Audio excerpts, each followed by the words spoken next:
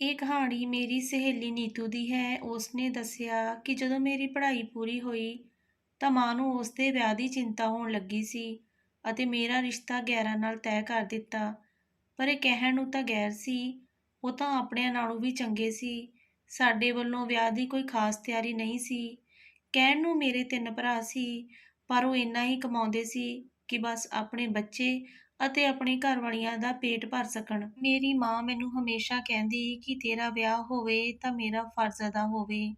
ਪਤਾ ਨਹੀਂ ਮੇਰੇ ਜਾਣ ਤੋਂ ਬਾਅਦ ਤੇਰਾ ਕੀ ਬਣਨਾ ਹੈ। ਸਾਡੇ ਵੱਲੋਂ ਵਿਆਹ ਦੀਆਂ ਰਸਮਾਂ ਬਹੁਤ ਸਾਦਗੀ ਨਾਲ ਹੋਈਆਂ, ਪਰ ਮੁੰਡੇ ਵਾਲਿਆਂ ਨੇ ਬਹੁਤ ਧੂਮ-ਧਾਮ ਨਾਲ ਸਾਰੀਆਂ ਰਸਮਾਂ ਕੀਤੀਆਂ। ਜਦੋਂ ਮੇਰੇ ਸਹੁਰੇ ਸਮਾਨ ਲੈਣ ਆਏ ਤਾਂ ਮੇਰੀ ਸੱਸ ਨੇ ਉਹਨਾਂ ਦੇ ਹੱਥ ਮਹਿੰਦੀ ਅਤੇ ਮੇਰੇ ਲਈ ਜੋੜਾ ਭੇਜਿਆ। ਉਸੇ ਦਿਨ ਮੇਰੇ ਨਾਲ ਸਲੀਮ ਦੀ ਪਹਿਲੀ ਵਾਰੀ ਗੱਲ ਹੋਈ ਸੀ ਅਤੇ ਉਸਨੇ ਮੈਨੂੰ ਪੁੱਛਿਆ ਕਿ ਤੈਨੂੰ ਮਹਿੰਦੀ ਦਾ ਜੋੜਾ ਕਿੱਦਾਂ ਲੱਗਿਆ। ਮੇਰੀ ਪਸੰਦ ਦਾ ਹੈ। ਸਾਡੀ ਉਸ ਦਿਨ ਗੱਲ ਪਹਿਲੀ ਵਾਰੀ ਹੋਈ ਸੀ।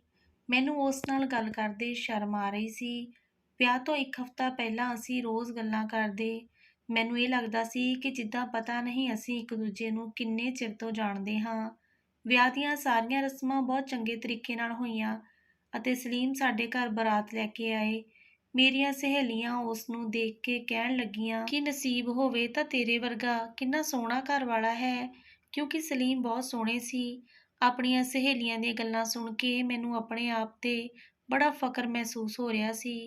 ਮੈਂ ਹਾਲੇ ਤੱਕ ਸਲੀਮ ਨੂੰ ਦੇਖਿਆ ਨਹੀਂ ਸੀ, ਪਰ ਸਹੇਲੀਆਂ ਦੇ ਮੂੰਹੋਂ ਉਸ ਦੀ ਤਾਰੀਫ਼ ਸੁਣ ਕੇ ਲੱਗਦਾ ਸੀ ਜਿਵੇਂ ਸਲੀਮ ਮੇਰੇ ਸਾਹਮਣੇ ਬੈਠਾ ਹੋਵੇ।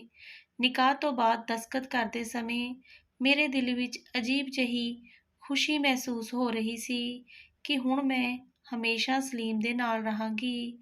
ਮੈਨੂੰ ਸੀ ਕਿ ਹੁਣ ਮੈਨੂੰ ਆਪਣੇ ਪੇਕਿਆਂ ਦਾ ਦੁੱਖ ਯਾਦ ਨਹੀਂ ਆਉਣਾ, ਪਰ ਵਿੱਚੋਂ ਵਿੱਚ ਡਰ ਵੀ ਲੱਗਦਾ ਸੀ ਕਿ ਕਿਤੇ ਖੁਸ਼ੀਆਂ ਨੂੰ ਕਿਸੇ ਦੀ ਨਜ਼ਰ ਨਾ ਲੱਗ ਜਾਵੇ।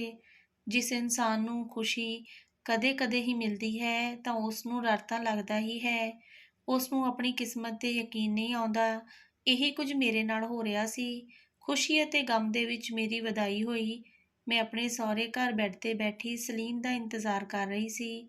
ਸਮਾਂ ਬੀਤਣ ਦੇ ਨਾਲ-ਨਾਲ ਦਿਲ ਦੀ ਧੜਕਣ ਵੀ ਤੇਜ਼ ਹੋ ਰਹੀ ਸੀ। ਸਲੀਮ ਦੇ ਵੱਡੇ ਭਰਾ ਦਾ ਨਿਕਾਹ ਵੀ ਅੱਜ ਹੀ ਹੋਇਆ ਸੀ। ਇਸ ਤਰ੍ਹਾਂ ਘਰ ਵਿੱਚ 2 ਦੁਲਹਨਾਂ ਆਈਆਂ ਸੀ। ਬਾਕੀ ਸਭ ਦਾ ਵਿਆਹ ਹੋ ਚੁੱਕਿਆ ਸੀ। ਸਲੀਮ ਤੇ ਉਸ ਦਾ ਭਰਾ, ਇਹ ਦੋਨੋਂ ਹੀ ਛੋਟੇ ਬੱਚੇ ਰਹਿ ਗਏ ਸਨ, ਜਿਨ੍ਹਾਂ ਦਾ ਅੱਜ ਵਿਆਹ ਹੋ ਗਿਆ ਸੀ। ਥੋੜ੍ਹੀ ਦੇਰ ਬਾਅਦ ਮੈਨੂੰ ਕਦਮਾਂ ਦੀ ਆਹਟ ਸੁਣਾਈ ਦਿੱਤੀ। ਜਿਵੇਂ ਹੀ ਸਲੀਮ ਅੰਦਰ ਆਇਆ, ਉਸਨੇ ਮੇਰਾ ਘੁੰਡ ਚੁੱਕਿਆ ਤਾਂ ਮੈਂ ਉਸ ਦੇ ਮੂੰਹ ਵੱਲ ਦੇਖ ਕੇ ਹੈਰਾਨ ਹੋ ਗਈ ਅਤੇ ਮੈਨੂੰ ਆਪਣੀਆਂ ਸਹੇਲੀਆਂ ਦੀਆਂ ਗੱਲਾਂ ਯਾਦ ਆਉਣ ਲੱਗ ਪਈਆਂ, ਕਿਉਂਕਿ ਸਲੀਮ ਸੱਚੀ ਵਿੱਚ ਬਹੁਤ ਹੀ ਸੋਹਣਾ ਸੀ। ਸਲੀਮ ਆਪਣੇ ਸਾਰੇ ਭੈਣ ਭਰਾਵਾਂ ਵਿੱਚੋਂ ਅਲੱਗ ਹੀ ਸੀ। ਗੋਰਾ ਰੰਗ, ਨੈਣ ਨਕਸ਼ ਵੀ ਬਹੁਤ ਵਧੀਆ ਸੀ, ਜਿੱਦਾਂ ਕੋਈ ਕੁਮਾਰ ਹੋਵੇ। ਪਰ ਕਹਿੰਦੇ ਨੇ ਨਾ ਕਿ ਜ਼ਿਆਦਾ ਸੋਹਣੀ ਤੇ ਕੀਮਤੀ ਚੀਜ਼ ਜ਼ਿਆਦਾ ਸਮਾਂ ਨਹੀਂ ਰਹਿੰਦੀ, ਅਤੇ ਜ਼ਿਆਦਾ ਸੋਹਣਾ ਇਨਸਾਨ ਜੋ ਸਭ ਦੀਆਂ ਅੱਖਾਂ ਵਿੱਚ ਚਮਕਦਾ ਹੋਵੇ। ਅਗਲੇ ਦਿਨ ਵਿਆਹ ਦੀ ਜਿਹੜੀ ਰਸਮ ਸੀ ਅਦਾ ਕੀਤੀ ਗਈ। ਸਲੀਮ ਨੇ ਮੈਨੂੰ ਮੂੰਹ ਦਿਖਾਈ ਵਿੱਚ ਸੋਨੇ ਦੀ ਅੰਗੂਠੀ ਦਿੱਤੀ ਸੀ। ਜਦੋਂ ਮੈਂ ਆਪਣੀ ਜਠਾਣੀ ਵੱਲ ਵੇਖਿਆ, ਉਹ ਮੈਨੂੰ ਬਹੁਤ ਚਲਾਕ ਜਿਹੀ ਲੱਗੀ ਪਰ ਉਹ ਅਜੀਬ ਨਜ਼ਰਾਂ ਨਾਲ ਮੇਰੇ ਵੱਲ ਦੇਖ ਰਹੀ ਸੀ। ਉਹ ਵੀ ਮੇਰੀ ਤਰ੍ਹਾਂ ਉੱਥੇ ਇੱਕ ਨਵੀਂ ਦੁਲਹਨ ਹੀ ਸੀ। ਉਹ ਮੈਨੂੰ ਉੱਪਰ ਤੋਂ ਲੈ ਕੇ ਨੀਚੇ ਤੱਕ ਦੇਖ ਰਹੀ ਸੀ। ਸ਼ਾਇਦ ਉਹ ਇਹ ਦੇਖ ਰਹੀ ਸੀ ਕਿ ਮੈਂ ਉਸ ਦੇ ਮੁਕਾਬਲੇ ਵਿੱਚ ਕਿਵੇਂ ਲੱਗ ਰਹੀ ਹਾਂ। ਮੇਰੀ ਸੱਸ ਨੇ ਸਾਡੇ ਦੋਨਾਂ ਦੇ ਕੱਪੜੇ ਇੱਕੋ ਜਿਹੇ ਬਣਾਏ ਸਨ ਤਾਂ ਕਿ ਸਾਨੂੰ ਕੋਈ ਇਤਰਾਜ਼ ਨਾ ਹੋਵੇ। ਬਸ ਰੰਗਾਂ ਦਾ ਹੀ ਫਰਕ ਸੀ। ਅਸੀਂ ਦੋਨੋਂ ਬਹੁਤ ਖੁਸ਼ ਸੀ। ਮੇਰੀ ਮਾਂ ਨੂੰ ਤਾਂ ਯਕੀਨ ਨਹੀਂ ਆ ਰਿਹਾ ਸੀ ਕਿ ਉਸ ਨੇ ਮੇਰਾ ਰਿਸ਼ਤਾ ਇੰਨੇ ਵਧੀਆ ਘਰ ਕਰ ਦਿੱਤਾ ਹੈ, ਪਰ ਸਾਡੀ ਖੁਸ਼ੀ ਨੂੰ ਕਿਸੇ ਦੀ ਨਜ਼ਰ ਲੱਗ ਗਈ ਸੀ। ਵਿਆਹ ਨੂੰ ਹਾਲੇ 1 ਹਫ਼ਤਾ ਵੀ ਨਹੀਂ ਸੀ ਹੋਇਆ। ਸਲੀਮ ਗੱਲਾਂ ਕਰਦੇ-ਕਰਦੇ ਬੇਹੋਸ਼ ਹੋ ਗਿਆ। ਜਦੋਂ ਸਲੀਮ ਬੇਹੋਸ਼ ਹੋਇਆ ਤਾਂ ਮੇਰੀ ਚੀਕ ਨਿਕਲ ਗਈ, ਕਿਉਂਕਿ ਉਹ ਮੇਰੇ ਕੋਲ ਬੈਠ ਕੇ ਗੱਲਾਂ ਕਰ ਰਹੇ ਸੀ। ਮੇਰੀ ਚੀਕ ਦੀ ਆਵਾਜ਼ ਸੁਣ ਕੇ ਸਾਰਾ ਪਰਿਵਾਰ ਮੇਰੇ ਕਮਰੇ ਵਿੱਚ ਆ ਗਿਆ ਅਤੇ ਉਹ ਸਲੀਮ ਦੀ ਇਹ ਹਾਲਤ ਦੇਖ ਕੇ ਰੋਣ ਲੱਗ ਪਏ। ਫਿਰ ਮੇਰਾ ਜੇਠ ਅਤੇ ਸਹੁਰਾ ਸਲੀਮ ਨੂੰ ਹੋਸ਼ ਵਿੱਚ ਲੈ ਕੇ ਆਉਣ ਲੱਗੇ। ਕੋਈ ਉਸ ਦੇ ਮੂੰਹ ਦੇ ਉੱਤੇ ਪਾਣੀ ਛਿੜਕ ਰਿਹਾ ਸੀ ਤੇ ਕੋਈ ਉਸ ਦੇ ਪੈਰਾਂ ਦੀ ਮਾਲਿਸ਼ ਕਰ ਰਿਹਾ ਸੀ। ਫਿਰ ਉਸ ਨੂੰ ਹਸਪਤਾਲ ਲੈ ਕੇ ਗਏ। ਮੇਰੇ ਜੇਠ ਦਾ ਫ਼ੋਨ ਆਇਆ ਕਿ ਸਲੀਮ ਨੂੰ ਹੋਸ਼ ਆ ਗਿਆ ਅਤੇ ਮੇਰੀ ਜਾਨ ਵਿੱਚ ਜਾਨ ਆਈ। ਸਲੀਮ ਘਰ ਆ ਗਿਆ ਸੀ। ਥੋੜ੍ਹੀ ਦੇਰ ਬਾਅਦ ਜਦੋਂ ਸਲੀਮ ਘਰ ਆਇਆ ਤਾਂ ਮੇਰੀ ਸੱਸ ਭੱਜ ਕੇ ਉਸ ਨੂੰ ਗਲੇ ਮਿਲਣ ਲੱਗੀ ਅਤੇ ਰੋਣ ਲੱਗੀ ਕਿ ਮੇਰੇ ਪੁੱਤ ਨੂੰ ਕਿਸ ਦੀ ਨਜ਼ਰ ਲੱਗ ਗਈ ਹੈ। ਮੈਂ ਆਪਣੇ ਕਮਰੇ ਦੀ ਦਹਲੀਜ਼ 'ਤੇ ਖੜ੍ਹੀ ਰੋ ਰਹੀ ਸੀ। ਇੱਕ ਤਾਂ ਸਾਡੀ ਨਵੀਂ ਮੁਹੱਬਤ ਸੀ, ਸਾਡਾ ਵਿਆਹ ਹਾਲੇ ਹੁਣੀ ਤਾਂ ਹੋਇਆ ਸੀ ਅਤੇ ਵਿਆਹ ਦੇ ਬੰਧਨ ਵਿੱਚ ਬਣਨ ਤੋਂ ਬਾਅਦ ਵਾਲੀ ਮੁਹੱਬਤ ਮਜ਼ਬੂਤ ਹੁੰਦੀ ਹੈ, ਭਾਵੇਂ ਮੁਹੱਬਤ ਇੱਕ ਦਿਨ ਦੀ ਹੋਵੇ ਜਾਂ ਫਿਰ ਸਾਲਾਂ ਦੀ ਹੋਵੇ। ਵਿਆਹ ਤੋਂ ਬਾਅਦ ਵਾਲੀ ਮੁਹੱਬਤ ਸਭ ਤੋਂ ਹੀ ਅਲੱਗ ਹੁੰਦੀ ਹੈ। ਇੱਕ ਔਰਤ ਦਾ ਘਰ ਵਾਲਾ ਹੀ ਉਸ ਦਾ ਸਭ ਕੁਝ ਹੁੰਦਾ ਹੈ ਅਤੇ ਉਸ ਦੇ ਨਾਲ ਹੀ ਉਸ ਦੇ ਚਿਹਰੇ 'ਤੇ ਰੌਣਕ ਹੁੰਦੀ ਹੈ। ਜ਼ਿੰਦਗੀ ਵਿੱਚ ਖੁਸ਼ੀਆਂ ਵੀ ਉਸੇ ਦੇ ਨਾਲ ਹੀ ਹੁੰਦੀਆਂ ਨੇ। ਜਦੋਂ ਸਲੀਮ ਨੇ ਮੈਨੂੰ ਦੂਰ ਖੜੇ ਰੋਂਦੇ ਵੇਖਿਆ ਤਾਂ ਉਸਨੇ ਕਿਹਾ, ਕੀ ਝੱਲੀ ਹੈ, ਕਿਉਂ ਰੋ ਰਹੀ ਹੈ? ਮੈਂ ਹਾਲੇ ਜਿਉਂਦਾ ਹਾਂ। ਮੈਂ ਉਸ ਦੀ ਇਹ ਗੱਲ ਸੁਣ ਕੇ ਦੌੜ ਕੇ ਉਸ ਦੇ ਸੀਨੇ ਨਾਲ ਲੱਗ ਗਈ। ਮੈਨੂੰ ਲੱਗਦਾ ਸੀ ਜਿੱਦਾਂ ਮੇਰੇ ਤੋਂ ਸਲੀਮ ਨੂੰ ਕੋਈ ਖੋਹਣ ਦੀ ਕੋਸ਼ਿਸ਼ ਕਰ ਰਿਹਾ ਹੈ। ਸਲੀਮ ਨੇ ਦਵਾਈ ਲਿੱਤੀ ਸੀ, ਇਸ ਲਈ ਉਹ ਜਲਦੀ ਹੀ ਸੌਂ ਗਿਆ ਸੀ, ਪਰ ਸਾਰੀ ਰਾਤ ਨਾ ਸੌਂ ਸਕੀ। ਸਾਰੀ ਰਾਤ ਇਹੀ ਦੇਖਦੀ ਰਹੀ ਕਿ ਸਲੀਮ ਚੰਗੀ ਤਰ੍ਹਾਂ ਸੋਇਆ ਹੈ ਜਾਂ ਨਹੀਂ। ਸਵੇਰੇ ਮੈਂ ਜਲਦੀ ਹੀ ਉੱਠ ਗਈ ਅਤੇ ਉਸ ਨੂੰ ਬੇਚੈਨੀ ਦੇ ਨਾਲ ਉਠਾਉਣ ਲੱਗੀ। ਮੇਰਾ ਦਿਲ ਕਰਦਾ ਸੀ ਕਿ ਉਹ ਜਲਦੀ ਉੱਠੇ ਅਤੇ ਮੇਰੇ ਨਾਲ ਗੱਲਾਂ ਕਰੇ। ਮੈਨੂੰ ਇਹ ਲੱਗ ਰਿਹਾ ਸੀ ਜਿੱਦਾਂ ਮੇਰੇ ਕੋਲ ਵਕਤ ਘੱਟ ਹੁੰਦਾ ਹੈ। ਮੇਰੇ ਜਗਾਉਣ 'ਤੇ ਸਲੀਮ ਉੱਠੇ ਤੇ ਕਹਿਣ ਲੱਗੇ ਕਿ ਮੇਰਾ ਯਕੀਨ ਕਰ, ਮੈਂ ਹਾਲੇ ਜਿਉਂਦਾ ਹਾਂ। ਮੈਂ ਆਪਣਾ ਹੱਥ ਉਸ ਦੇ ਮੂੰਹ 'ਤੇ ਰੱਖਦੇ ਹੋਏ ਕਿਹਾ, ਸਲੀਮ ਇੱਦਾਂ ਦੀਆਂ ਗੱਲਾਂ ਨਹੀਂ ਕਰਨੀਆਂ। ਤੁਹਾਨੂੰ ਮੇਰੀ ਸਹੁੰ ਲੱਗੇ ਜੇ ਤੁਸੀਂ ਅੱਗੇ ਤੋਂ ਇੱਦਾਂ ਦੀ ਗੱਲ ਕੀਤੀ। ਮਾਂ ਤੁਹਾਨੂੰ ਲੰਬੀਆਂ ਉਮਰਾਂ ਬਖਸ਼ੇ। ਤੁਹਾਨੂੰ ਪਤਾ ਹੈ ਤੁਹਾਡੇ ਵਿੱਚ ਮੇਰੀ ਜਾਨ ਵਸਦੀ ਹੈ। ਜੇਕਰ ਤੁਹਾਨੂੰ ਕੁਝ ਹੋ ਗਿਆ ਤਾਂ ਮੈਂ ਵੀ ਮਰ ਜਾਵਾਂਗੀ। ਸਲੀਮ ਨੇ ਮੁਸਕਰਾ ਕੇ ਕਿਹਾ ਕਿ ਮਰਨ ਤੇਰੇ ਦੁਸ਼ਮਣ, ਤੂੰ ਤਾਂ ਮੇਰੀ ਭੋਲੀ ਭਾਲੀ ਜਿਹੀ ਘਰਵਾਲੀ ਹੈ। ਉਸ ਦਿਨ ਮੈਂ ਇੱਕ ਪਲ ਲਈ ਵੀ ਸਲੀਮ ਤੋਂ ਦੂਰ ਨਹੀਂ ਹੋਈ। ਹਾਲਾਂਕਿ ਉਹ ਉਸ ਦਿਨ ਠੀਕ ਸੀ, ਪਰ ਮੇਰੇ ਦਿਲ ਨੂੰ ਬੜੀ ਬੇਚੈਨੀ ਸੀ। ਰਾਤ ਨੂੰ ਸੌਣ ਲੱਗੇ ਮੈਨੂੰ ਕਿਹਾ ਕਿ ਮੇਰੇ ਸਿਰ ਵਿੱਚ ਦਰਦ ਹੋ ਰਿਹਾ ਹੈ। ਮੈਂ ਸਲੀਮ ਪੁੱਛਿਆ ਕਿ ਤੁਹਾਨੂੰ ਇਹੋ ਜਿਹਾ ਦਰਦ ਪਹਿਲਾਂ ਵੀ ਹੁੰਦਾ ਸੀ? ਪਰਸੋਂ ਤੁਹਾਨੂੰ ਕੀ ਹੋ ਗਿਆ ਸੀ? ਮੇਰੇ ਸਵਾਲਾਂ ਦਾ ਉਹਨੇ ਇੱਕੋ ਹੀ ਜਵਾਬ ਦਿੱਤਾ ਕਿ ਮੈਨੂੰ ਕਦੀ ਏਦਾਂ ਦਰਦ ਨਹੀਂ ਹੋਈ। ਫਿਰ ਉਹ ਅਚਾਨਕ ਦਰਦ ਨਾਲ ਤੜਫਣ ਲੱਗਾ ਅਤੇ ਕਹਿਣ ਲੱਗਾ ਕਿ ਮੇਰੇ ਸਿਰ ਵਿੱਚ ਬਹੁਤ ਦਰਦ ਹੋ ਰਿਹਾ ਹੈ, ਤੂੰ ਜਲਦੀ ਨਾਲ ਮੇਰਾ ਬਲੱਡ ਪ੍ਰੈਸ਼ਰ ਚੈੱਕ ਕਰ ਦੇ ਤੇ ਕਹਿਣ ਲੱਗਾ ਕਿ ਮੇਰੇ ਸਿਰ ਨੂੰ ਦਬਾ ਦਿਓ। ਉਹ ਕਹਿੰਦੇ ਕਹਿੰਦੇ ਹੀ ਉਸ ਦੀਆਂ ਅੱਖਾਂ ਬੰਦ ਹੋ ਗਈਆਂ ਤੇ ਉਹ ਬੇਹੋਸ਼ ਹੋ ਗਏ। ਉਸ ਨੂੰ ਬੇਹੋਸ਼ ਹੁੰਦੇ ਦੇਖ ਮੇਰੀ ਤਾਂ ਚੀਖ ਹੀ ਨਿਕਲ ਗਈ। ਮੇਰੀ ਤਾਂ ਹਾਲਤ ਖਰਾਬ ਹੋ ਗਈ ਸੀ ਤੇ ਮੈਂ ਰੋਂਦੀ ਹੋਈ ਕਮਰੇ ਤੋਂ ਬਾਹਰ ਵੱਲ ਨੂੰ ਗਈ ਅਤੇ ਆਪਣੀ ਸੱਸ ਨੂੰ ਬੁਲਾਉਣ ਲੱਗੀ ਤੇ ਜ਼ੋਰ-ਜ਼ੋਰ ਦੀ ਕਹਿਣ ਲੱਗੀ ਕਿ ਸਲੀਮ ਨੂੰ ਅੱਜ ਫੇਰ ਕੀ ਹੋ ਗਿਆ ਹੈ। ਮੇਰੇ ਰੌਲਾ ਪਾਉਣ 'ਤੇ ਸਾਰੇ ਘਰ ਦੇ ਲੋਕ ਉੱਥੇ ਆ ਗਏ। ਅੱਜ ਉਹ ਸਲੀਮ ਨੂੰ ਵੱਡੇ ਹਸਪਤਾਲ ਲੈ ਕੇ ਗਏ ਸਨ। ਮੈਂ ਕਿਹਾ ਕਿ ਮੈਂ ਵੀ ਸਲੀਮ ਨਾਲ ਜਾਵਾਂਗੀ ਤਾਂ ਮੇਰੀ ਸੱਸ ਨੇ ਮੈਨੂੰ ਗੁੱਸੇ ਵਿੱਚ ਕਿਹਾ ਅਤੇ ਬਹੁਤ ਬੁਰੀ ਤਰ੍ਹਾਂ ਬੋਲਿਆ ਕਿ ਤੈਨੂੰ ਉੱਥੇ ਕੌਣ ਲਈ ਫਿਰੂਗਾ, ਇਹ ਬੰਦਿਆਂ ਦਾ ਕੰਮ ਹੈ। ਮੇਰੀ ਸੱਸ ਨੇ ਮੈਨੂੰ ਇੰਨੀ ਬੁਰੀ ਤਰ੍ਹਾਂ ਬੋਲਿਆ ਕਿ ਮੈਂ ਤਾਂ ਪਹਿਲਾਂ ਹੀ ਸਲੀਮ ਦੀ ਇਸ ਹਾਲਤ ਨਾਲ ਟੁੱਟ ਚੁੱਕੀ ਸੀ ਤੇ ਮੈਂ ਆਪਣੇ ਕਮਰੇ ਵਿੱਚ ਆਈ ਅਤੇ ਸਿਰਹਾਣੇ ਉੱਤੇ ਸਿਰ ਰੱਖ ਕੇ ਰੋਣ ਲੱਗੀ। ਮੈਂ ਆਪਣੀ ਮਾਂ ਨੂੰ ਸਲੀਮ ਬਾਰੇ ਕੁਝ ਵੀ ਨਹੀਂ ਸੀ ਦੱਸਿਆ, ਕਿਉਂਕਿ ਉਹ ਤਾਂ ਪਹਿਲਾਂ ਹੀ ਦੁੱਖਾਂ ਦੀ ਮਾਰੀ ਸੀ। ਉਹ ਤਾਂ ਮੈਨੂੰ ਹਮੇਸ਼ਾ ਹੀ ਕਹਿੰਦੀ ਸੀ ਕਿ ਪਰਮਾਤਮਾ ਤੇਰੀ ਕਿਸਮਤ ਮੇਰੇ ਵਰਗੀ ਨਾ ਲਿਖੇ। ਮੇਰੀ ਮਾਂ ਜਵਾਨੀ ਵਿੱਚ ਹੀ ਵਿਧਵਾ ਹੋ ਗਈ ਸੀ। ਕੁਝ ਦੇਰ ਬਾਅਦ ਮੈਨੂੰ ਮੇਰੇ ਜੇਠ ਦਾ ਫੋਨ ਆਇਆ ਤੇ ਉਸਨੇ ਦੱਸਿਆ ਕਿ ਸਲੀਮ ਨੂੰ ਹੋਸ਼ ਆ ਗਿਆ, ਪਰ ਡਾਕਟਰ ਨੇ ਕੁਝ ਟੈਸਟ ਕਰਵਾਉਣ ਲਈ ਕਿਹਾ ਹੈ ਅਤੇ ਡਾਕਟਰ ਨੇ ਕਿਹਾ ਹੈ ਕਿ ਜਲਦ ਤੋਂ ਜਲਦ ਇਹ ਸਾਰੇ ਟੈਸਟ ਕਰਵਾਓ, ਇਸ ਲਈ ਅਸੀਂ ਲੇਟ ਹੋ ਗਏ। ਮੈਨੂੰ ਸਲੀਮ ਦੀ ਬਹੁਤ ਫਿਕਰ ਹੋ ਰਹੀ ਸੀ ਅਤੇ ਮੈਂ ਇਸੇ ਫਿਕਰ ਵਿੱਚ ਆਪਣੀ ਮਾਂ ਨੂੰ ਫੋਨ ਮਿਲਾ ਲਿਆ। ਇਹ ਸੋਚਦੇ ਹੋਏ ਮੈਂ ਫੋਨ ਕੀਤਾ ਸੀ ਕਿ ਸਲੀਮ ਦੀ ਹਾਲਤ ਠੀਕ ਨਹੀਂ ਸੀ। ਜਿਵੇਂ ਘਰ ਨਹੀਂ ਦੱਸਾਂਗੀ ਤਾਂ ਸਾਰੇ ਕਹਿਣਗੇ ਕਿ ਕੋਈ ਵੀ ਸਲੀਮ ਦਾ ਪਤਾ ਲੈਣ ਲਈ ਨਹੀਂ ਆਇਆ। ਮੇਰੀ ਮਾਂ ਮੇਰੇ ਨਾਲ ਗੱਲ ਕਰਦੀ ਹੋਈ ਰੋ ਪਈ ਅਤੇ ਕਹਿਣ ਲੱਗੀ ਕਿ ਪਰਮਾਤਮਾ ਤੇਰੀ ਕਿਸਮਤ ਮੇਰੇ ਵਰਗੀ ਨਾ ਲਿਖੇ। ਰਾਤ ਦੇ 11 ਵੱਜ ਚੁੱਕੇ ਸਨ ਜਦੋਂ ਮੇਰਾ ਜੇਠ ਤੇ ਸਹੁਰਾ ਸਲੀਮ ਨੂੰ ਘਰ ਲੈ ਕੇ ਆਏ। ਮੈਂ ਉਹਨਾਂ ਨੂੰ ਰਿਪੋਰਟਸ ਦੇ ਬਾਰੇ ਪੁੱਛਿਆ ਤਾਂ ਉਹਨਾਂ ਨੇ ਕਿਹਾ ਕਿ ਰਿਪੋਰਟ 1-2 ਦਿਨ ਵਿੱਚ ਮਿਲੇਗੀ, ਪਰ ਡਾਕਟਰ ਨੇ ਕਿਹਾ ਹੈ ਕਿ ਖਤਰੇ ਵਾਲੀ ਗੱਲ ਹੈ। ਮੇਰੀ ਨਵੀਂ ਜਠਾਣੀ ਨੇ ਮੇਰੇ ਵੱਲ ਮੂੰਹ ਬਣਾਉਂਦੇ ਹੋਏ ਸੱਸ ਵੱਲ ਦੇਖਿਆ ਅਤੇ ਕਿਹਾ ਕਿ ਕੁਝ ਲੋਕਾਂ ਦੇ ਕਦਮ ਹੀ ਮਨਹੂਸ ਹੁੰਦੇ ਨੇ ਅਤੇ ਕੁਝ ਲੋਕ ਦੂਜਿਆਂ ਦੀਆਂ ਖੁਸ਼ੀਆਂ ਵੀ ਖਰਾਬ ਕਰ ਦਿੰਦੇ ਹਨ। ਕਿਉਂਕਿ ਉਸ ਦਾ ਵੀ ਮੇਰੇ ਵਾਂਗ ਨਵਾਂ ਵਿਆਹ ਹੋਇਆ ਸੀ। ਉਸ ਦੇ ਵੀ ਦਿਲ ਵਿੱਚ ਕੁਝ ਅਰਮਾਨ ਸੀ, ਮੇਰੇ ਦਿਲ ਵਿੱਚ ਵੀ ਕੁਝ ਅਰਮਾਨ ਸੀ, ਪਰ ਹੁਣ ਕੀ ਕਰ ਸਕਦੇ ਸੀ। ਅਗਲੇ ਦਿਨ ਮੇਰੀ ਮਾਂ ਸਲੀਮ ਦੀ ਖਬਰ ਲੈਣ ਲਈ ਆ ਗਈ। ਉਹ ਸਲੀਮ ਨੂੰ ਦੇਖ ਕੇ ਰੋਂਦੀ ਰਹੀ। ਮੇਰੀ ਸੱਸ ਨੇ ਮੇਰੇ ਵੱਲੋਂ ਮੇਰੀ ਮਾਂ ਨੂੰ ਮਨਹੂਸ ਕਹਿ ਕੇ ਗੱਲਾਂ ਸੁਣਾਈਆਂ। ਮੇਰੀ ਮਾਂ ਦਿਲ 'ਤੇ ਭਾਰ ਲੈ ਕੇ ਉੱਥੋਂ ਚਲੀ ਗਈ। 2 ਦਿਨ ਬਾਅਦ ਮੈਂ ਬਹੁਤ ਮੁਸ਼ਕਲ ਨਾਲ ਗੁਜ਼ਾਰੇ। ਪਰਮਾਤਮਾ ਦੇ ਅੱਗੇ ਅਰਦਾਸ ਕਰਦੀ ਰਹੀ ਕਿ ਸਲੀਮ ਦੀਆਂ ਰਿਪੋਰਟਾਂ ਬਿਲਕੁਲ ਠੀਕ ਆ ਜਾਣ। ਸਲੀਮ ਦੀ ਰਿਪੋਰਟ ਆਈ, ਜਿੱਦਾਂ ਹੀ ਘਰ ਵਾਲਿਆਂ 'ਤੇ ਅਸਮਾਨ ਟੁੱਟ ਗਿਆ। ਸਲੀਮ ਨੂੰ ਬ੍ਰੇਨ ਟਿਊਮਰ ਸੀ। ਮੈਂ ਉਸ ਦੀ ਇਸ ਹਾਲਤ ਦੀ ਜ਼ਿੰਮੇਵਾਰ ਆਪਣੇ ਆਪ ਨੂੰ ਮੰਨ ਰਹੀ ਸੀ, ਕਿਉਂਕਿ ਸਲੀਮ ਵਿਆਹ ਤੋਂ ਪਹਿਲਾਂ ਬਿਲਕੁਲ ਹੀ ਠੀਕ ਸੀ ਅਤੇ ਇੱਕਦਮ ਉਸ ਨੂੰ ਇਹ ਸਭ ਕੁਝ ਹੋ ਗਿਆ ਸੀ। ਤੀਜੀ ਸਟੇਜ ਸੀ। ਸਲੀਮ ਦੀ ਹਾਲਤ ਦਿਨ-ਬ-ਦਿਨ ਵਿਗੜਦੀ ਜਾ ਰਹੀ ਸੀ। ਏਦਾਂ ਤਾਂ ਘਰ ਵਾਲਿਆਂ ਨੇ ਉਸ ਨੂੰ ਵਧੀਆ ਤੋਂ ਵਧੀਆ ਡਾਕਟਰ ਨੂੰ ਦਿਖਾਇਆ, ਪਰ ਹਰ ਵਾਰੀ ਨਾਉਮੀਦ ਆ ਜਾਂਦੇ। ਫਿਰ ਇੱਕ ਡਾਕਟਰ ਨੇ ਉਮੀਦ ਜਗਾਈ ਕਿ ਆਪਰੇਸ਼ਨ ਨਾਲ ਸਲੀਮ ਦਾ ਟਿਊਮਰ ਕੱਢ ਦਿੱਤਾ ਜਾਵੇਗਾ, ਪਰ ਇਸ ਨਾਲ ਹੋ ਸਕਦਾ ਸੀ ਕਿ ਸਲੀਮ ਦੀ ਅੱਖਾਂ ਦੀ ਰੌਸ਼ਨੀ ਚਲੀ ਜਾਵੇ, ਯਾਦਦਾਸ਼ਤ ਵਿੱਚ ਕੋਈ ਕਮੀ ਆ ਸਕਦੀ ਹੈ, ਸਰੀਰ ਦੇ ਕਿਸੇ ਵੀ ਹਿੱਸੇ 'ਤੇ ਇਸ ਦਾ ਅਸਰ ਹੋ ਸਕਦਾ ਹੈ, ਕਿਉਂਕਿ ਇਹ ਦਿਮਾਗ ਦਾ ਆਪਰੇਸ਼ਨ ਹੈ, ਕਿਉਂਕਿ ਇਹ ਆਪਰੇਸ਼ਨ ਵੱਡਾ ਤੇ ਨਾਜ਼ੁਕ ਹੈ। ਏਦਾਂ ਹੀ ਡਾਕਟਰਾਂ ਕੋਲ ਫਿਰਦੇ-ਫਿਰਦੇ 2 ਮਹੀਨੇ ਬੀਤ ਗਏ ਸੀ। ਜਿਸ ਦੀ ਸਲੀਮ ਦਾ ਆਪਰੇਸ਼ਨ ਸੀ, ਉਸ ਦਿਨ ਮੇਰੀ ਤਬੀਅਤ ਬਹੁਤ ਖਰਾਬ ਲੱਗ ਰਹੀ ਸੀ। ਕੁਝ ਵੀ ਠੀਕ ਨਹੀਂ ਲੱਗ ਰਿਹਾ ਸੀ। ਮੇਰੇ ਸਿਰ ਵਿੱਚ ਬਹੁਤ ਦਰਦ ਸੀ। ਮੈਨੂੰ ਲੱਗਿਆ ਕਿ ਟੈਨਸ਼ਨ ਦੀ ਵਜ੍ਹਾ ਨਾਲ ਹੋ ਰਿਹਾ ਹੈ, ਪਰ ਸ਼ਾਮ ਨੂੰ ਮੈਨੂੰ ਉਲਟੀਆਂ ਲੱਗ ਗਈਆਂ ਤੇ ਮੈਨੂੰ ਸ਼ੱਕ ਪਿਆ ਕਿ ਮੈਂ ਪ੍ਰੈਗਨੈਂਟ ਹਾਂ, ਮੈਂ ਮਾਂ ਬਣਨ ਵਾਲੀ ਹਾਂ। ਪਰ ਹਾਲਾਤ ਹੀ ਏਦਾਂ ਦੇ ਸੀ ਕਿ ਮੈਂ ਕਿਸੇ ਡਾਕਟਰ ਨੂੰ ਨਹੀਂ ਦਿਖਾ ਸਕਦੀ ਸੀ।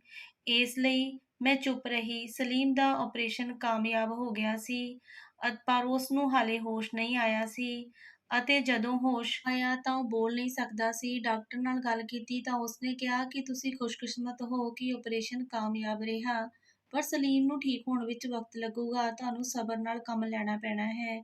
ਸਲੀਮ ਪੂਰਾ 1 ਹਫ਼ਤਾ ਦਾਖਲ ਰਿਹਾ। ਜਦੋਂ ਕੁਝ ਹਾਲਾਤ ਠੀਕ ਹੋਏ ਤਾਂ ਸਲੀਮ ਨੂੰ ਹਸਪਤਾਲ ਤੋਂ ਘਰ ਲੈ ਕੇ ਆਏ। ਜਦੋਂ ਉਹ ਕਮਰੇ ਵਿੱਚ ਆਏ ਤਾਂ ਮੇਰਾ ਹੱਥ ਫੜ ਕੇ ਕਹਿਣ ਲੱਗੇ ਕਿ ਮੈਨੂੰ ਮਾਫ਼ ਕਰੀਂ, ਮੈਂ ਤੈਨੂੰ ਇੱਕ ਦਿਨ ਵੀ ਖੁਸ਼ ਨਹੀਂ ਰੱਖ ਸਕਿਆ।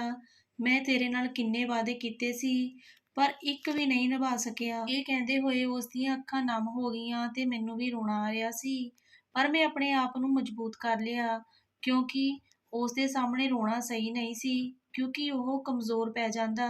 ਉਸ ਦੀ ਹਾਲਤ ਤਾਂ ਪਹਿਲਾਂ ਹੀ ਸਹੀ ਨਹੀਂ ਸੀ। ਮੈਂ ਮੁਸਕਰਾ ਕੇ ਉਸ ਨੂੰ ਹੌਸਲਾ ਦਿੱਤਾ। ਇੰਨੇ ਨੂੰ ਮੇਰੀ ਮਾਂ ਅਤੇ ਮੇਰਾ ਭਰਾ ਸਲੀਮ ਦੀ ਖਬਰ ਲੈਣ ਲਈ ਆਏ, ਪਰ ਪਤਾ ਨਹੀਂ ਮੇਰੀ ਸੱਸ ਨੂੰ ਕੀ ਹੋ ਗਿਆ ਸੀ। ਉਸਨੇ ਮੇਰੀ ਮਾਂ ਨੂੰ ਕਿਹਾ ਕਿ ਤੁਸੀਂ ਕੁਝ ਦਿਨਾਂ ਲਈ ਆਪਣੀ ਧੀ ਨੂੰ ਆਪਣੇ ਨਾਲ ਹੀ ਲੈ ਜਾਵੋ। ਜਦੋਂ ਉਹਨਾਂ ਨੇ ਏਦਾਂ ਕਿਹਾ ਤਾਂ ਮੇਰੀ ਮਾਂ ਅੱਗੋਂ ਕੋਈ ਸਵਾਲ ਨਾ ਕਰ ਸਕੀ ਅਤੇ ਚੁੱਪ ਹੋ ਗਈ, ਕਿਉਂਕਿ ਮੇਰੀ ਸੱਸ ਨੇ ਕਿਹਾ ਹੀ ਇਸ ਤਰੀਕੇ ਨਾਲ ਸੀ ਜਿੱਦਾਂ ਉਹਨਾਂ ਨੇ ਆਪਣਾ ਫੈਸਲਾ ਸੁਣਾਇਆ ਹੋਵੇ। ਮੈਂ ਤਾਂ ਸੁਣ ਕੇ ਹੈਰਾਨ ਹੀ ਹੋ ਗਈ ਸੀ। ਮੈਂ ਸਲੀਮ ਨੂੰ ਇਸ ਹਾਲਤ ਵਿੱਚ ਛੱਡ ਕੇ ਕਿੱਦਾਂ ਜਾ ਸਕਦੀ ਸੀ, ਪਰ ਇਹ ਗੱਲ ਮੇਰੇ ਭਰਾ ਨੇ ਸੁਣ ਲਈ ਅਤੇ ਉਸ ਨੂੰ ਬਹੁਤ ਗੁੱਸਾ ਆ ਗਿਆ ਅਤੇ ਉਹ ਗੁੱਸੇ ਵਿੱਚ ਮੈਨੂੰ ਉੱਥੋਂ ਜ਼ਬਰਦਸਤੀ ਲੈ ਕੇ ਆ ਗਿਆ। ਇੱਕ ਵਾਰ ਵੀ ਉਹਨਾਂ ਨੇ ਮੈਨੂੰ ਸਲੀਮ ਨੂੰ ਮਿਲਣ ਨਹੀਂ ਦਿੱਤਾ। ਮੈਂ ਬਹੁਤ ਮਿੰਨਤਾਂ ਕੀਤੀਆਂ ਕਿ ਮੈਨੂੰ ਮਿਲਣ ਦਿਓ, ਪਰ ਉਹਨਾਂ ਨੇ ਨਹੀਂ ਮਿਲਣ ਦਿੱਤਾ ਅਤੇ ਪੇਕੇ ਆ ਕੇ ਵੀ ਮੈਨੂੰ ਕਿੱਥੋਂ ਚੈਨ ਆਉਣਾ ਸੀ। ਮੈਂ ਕਿੰਨੀ ਵਾਰੀ ਉਹਨੂੰ ਫ਼ੋਨ ਕੀਤਾ, ਪਰ ਉਸਨੇ ਇੱਕ ਵਾਰੀ ਵੀ ਫ਼ੋਨ ਅਟੈਂਡ ਨਹੀਂ ਕੀਤਾ। ਪਰ ਉਹ ਅਟੈਂਡ ਕਰਦਾ ਵੀ ਕਿੱਦਾਂ? ਡਾਕਟਰ ਨੇ ਸਖ਼ਤੀ ਨਾਲ ਮੋਬਾਈਲ ਲਈ ਮਨ੍ਹਾ ਕੀਤਾ ਹੋਇਆ ਸੀ। ਪਤਾ ਨਹੀਂ ਉਹਨਾਂ ਨੇ ਸਲੀਮ ਨੂੰ ਕੀ ਕਿਹਾ ਹੋਵੇਗਾ। ਮੈਂ ਬਹੁਤ ਦਿਨ ਮੁਸ਼ਕਲ ਨਾਲ ਆਪਣੇ ਪੇਕੇ ਵਿੱਚ ਗੁਜ਼ਾਰੇ ਅਤੇ ਮਾਂ ਨੂੰ ਕਿਹਾ ਕਿ ਮੇਰੇ ਭਰਾ ਨੂੰ ਕਹੋ ਕਿ ਉਹ ਮੈਨੂੰ ਸਲੀਮ ਦੇ ਘਰ ਛੱਡ ਆਵੇ। ਮੈਨੂੰ ਏਦਾਂ ਲੱਗ ਰਿਹਾ ਸੀ ਕਿ ਕੁਝ ਬੁਰਾ ਹੋਣ ਵਾਲਾ ਹੈ। ਮੈਂ ਮਾਂ ਨੂੰ ਕਿਹਾ ਕਿ ਤੁਸੀਂ ਸਾਰੇ ਲੋਕ ਏਦਾਂ ਕਿਵੇਂ ਕਰ ਸਕਦੇ ਹੋ? ਮੈਨੂੰ ਮੇਰੇ ਘਰ ਵਾਲੇ ਤੋਂ ਅਲੱਗ ਕਰਨ ਦਾ ਕਿਸੇ ਨੂੰ ਕੋਈ ਹੱਕ ਨਹੀਂ ਹੈ। ਮੇਰੀ ਮਾਂ ਨੇ ਕਿਹਾ, ਪਰ ਤੈਨੂੰ ਤੇਰੀ ਸੱਸ ਨੇ ਮਨਹੂਸ ਸਮਝਦੀ ਹੈ, ਇਸ ਲਈ ਤੇਰੀ ਸੱਸ ਨੇ ਤੈਨੂੰ ਇੱਥੇ ਭੇਜ ਦਿੱਤਾ ਤਾਂ ਜੋ ਆਪਣੇ ਪੁੱਤ ਦਾ ਇਲਾਜ ਕਰਵਾ ਸਕੇ। ਜੇ ਤੂੰ ਉੱਥੇ ਗਈ ਤੇ ਸਲੀਮ ਨੂੰ ਕੁਝ ਹੋ ਗਿਆ ਤਾਂ ਉਹ ਤੈਨੂੰ ਜਿਉਂਦਾ ਨਹੀਂ ਛੱਡੇਗੀ। ਆਖਰ ਉਹ ਉਸ ਦਾ ਪੁੱਤ ਹੈ। ਸਭ ਮੇਰੇ ਖਿਲਾਫ ਹੋ ਗਏ ਸੀ, ਇੱਥੋਂ ਤੱਕ ਕਿ ਮੇਰੀ ਮਾਂ ਵੀ। ਫਿਰ ਮੈਂ ਆਪਣੇ ਸਹੁਰੇ ਨੂੰ ਫ਼ੋਨ ਕੀਤਾ। 2 ਵਾਰ ਤਾਂ ਉਸਨੇ ਮੇਰਾ ਫ਼ੋਨ ਨਹੀਂ ਚੁੱਕਿਆ ਅਤੇ ਤੀਜੀ ਵਾਰੀ ਫ਼ੋਨ ਚੁੱਕ ਕੇ ਕਿਹਾ ਕਿ ਤੂੰ ਕੀ ਚਾਹੁੰਦੀ ਹੈ? ਸਲੀਮ ਇਸ ਦੁਨੀਆ ਵਿੱਚ ਨਹੀਂ ਹੈ, ਉਹ ਮਰ ਚੁੱਕਾ ਹੈ। ਇਹ ਸੁਣ ਕੇ ਮੈਂ ਬੇਹੋਸ਼ ਹੋ ਗਈ ਤੇ ਕੁਝ ਹੋਸ਼ ਨਾ ਰਿਹਾ। ਕੀ ਪੁੱਛਾਂ ਤੇ ਕੀ ਕਹਾਂ? ਮੈਨੂੰ ਤਾਂ ਸੱਚ ਨਹੀਂ ਆ ਰਿਹਾ ਸੀ। ਸਿਰਫ ਇੰਨਾ ਹੀ ਪੁੱਛਿਆ ਕਿ ਇਹ ਕਦੋਂ ਹੋਇਆ ਤਾਂ ਉਹਨਾਂ ਨੇ ਮੇਰੀ ਗੱਲ ਸੁਣ ਕੇ ਫ਼ੋਨ ਕੱਟ ਦਿੱਤਾ, ਕਿਉਂਕਿ ਮੈਨੂੰ ਆਪਣੇ ਪੇਕੇ ਆਏ ਹਾਲੇ 2 ਹਫ਼ਤੇ ਹੀ ਹੋਏ ਸੀ ਅਤੇ ਉਸ ਤੋਂ ਬਾਅਦ ਉਹਨਾਂ ਮੇਰਾ ਫ਼ੋਨ ਨਹੀਂ ਚੁੱਕਿਆ। ਜਦੋਂ ਮੈਂ ਘਰ ਵਿੱਚ ਦੱਸਿਆ ਤਾਂ ਅਜੀਬ ਜਿਹਾ ਮਾਤਮ ਛਾ ਗਿਆ ਸੀ। ਹੁਣ ਮੈਨੂੰ ਸਭ ਮਨਹੂਸ ਸਮਝਣ ਲੱਗੇ। ਮੈਂ ਆਪਣੇ ਸਹੁਰੇ ਘਰ ਆਈ। ਮੇਰੇ ਭਰਾ ਇਸ ਗੱਲ ਤੋਂ ਸਖ਼ਤ ਨਾਰਾਜ਼ ਸੀ ਕਿ ਉਹਨਾਂ ਨੇ ਤਾਂ ਸਾਨੂੰ ਦੱਸਣਾ ਵੀ ਜ਼ਰੂਰੀ ਨਹੀਂ ਸਮਝਿਆ ਤੇ ਤੂੰ ਕੀ ਮੂੰਹ ਲੈ ਕੇ ਉੱਥੇ ਜਾਏਂਗੀ। ਪਰ ਮੇਰੇ ਦਿਲ ਨੂੰ ਚੈਨ ਨਹੀਂ ਆ ਰਿਹਾ ਸੀ।